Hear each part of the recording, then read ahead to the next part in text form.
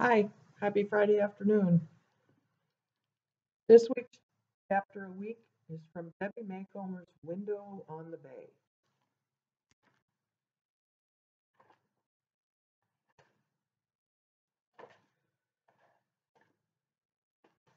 There's a lot of pages at the beginning. Prologue. Jenna. Where it all began. We need to talk, Maureen said as we walked across the quad at the University of Washington's main campus. The cherry trees were in full bloom and fragrance filled the air. Maureen and I had met in college as freshmen while taking French classes. We started out as study partners and soon became fast friends. By the end of our sophomore year, we'd made it a goal to travel to Paris after graduation. Paris. We were dying to see Paris. I'd fallen in love with the city as a young teen after watching Casablanca for the first time. When Humphrey Bogart looked deep into the eyes of Ingrid Bergman and said, "We'll always have Paris," I was captivated.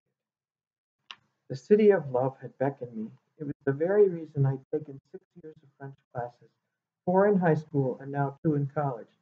I couldn't wait to see Paris.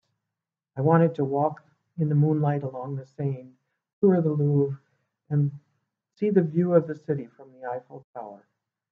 We'd spent countless hours the last 2 years. We'd spent countless hours planning for the trip over the last 2 years, and we each worked part-time jobs to pay for it. We'd sacrificed our weekends and saved every penny. Finally, here we were in our senior year, and our dream was going to come true. Is something wrong? I asked, holding my thick nursing textbook close to my chest.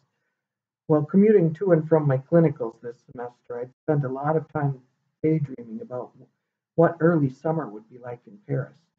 I'd envisioned myself walking along the river, viewing artists busily painting on their canvases, while the sweet notes of a love song drifted through the air from a distant accordion. "I can't go to Paris," Maureen blurted out. "What?"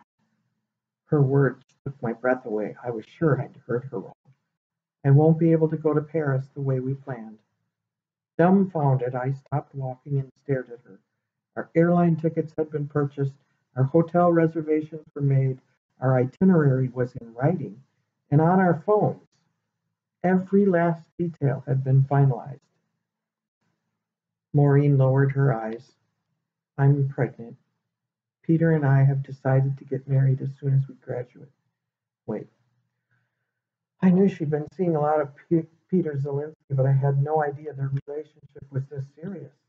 Maureen had taken on the role of tutoring students as a means of earning extra money for her Paris trip.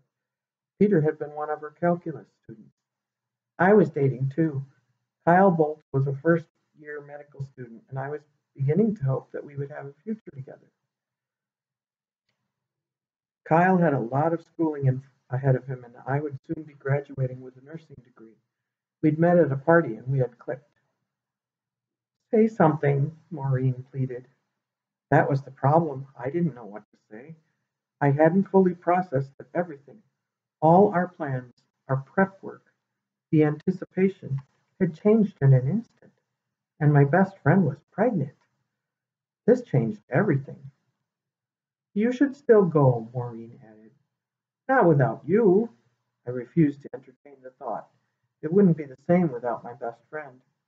"You've ruined everything," Maureen said, biting her lower lip. Giving her a big hug, I did my best to comfort her. "You didn't ruin anything. A baby is far more important than a trip to Paris. We'll get there one day." Maureen's mouth wobbled with the effort to smile. "And I get to be in your wedding."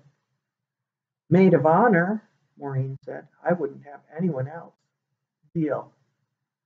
Yes, I was disappointed, but we had our whole lives ahead of us. Paris would have to wait. You'll have to read the book.